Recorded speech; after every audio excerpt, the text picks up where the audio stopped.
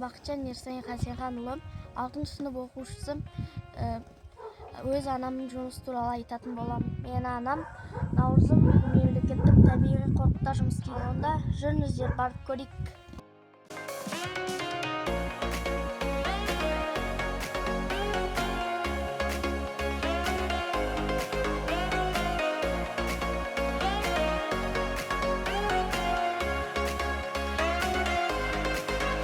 Мынау Наурызым қорығының басты кеңсесі. Мұнда менің анам жұмыс істейді.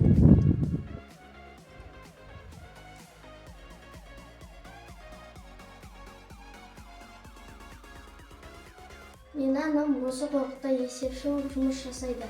Ал енді барып көрейік.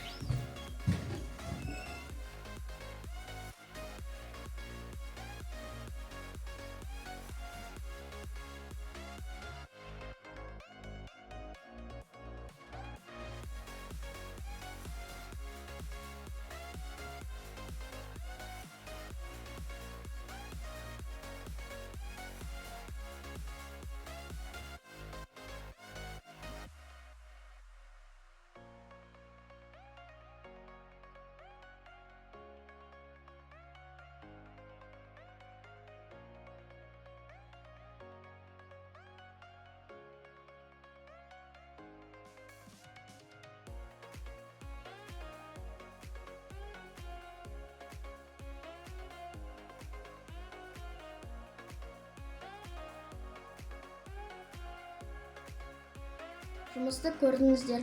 Осы жұмыс маған да ұнайды.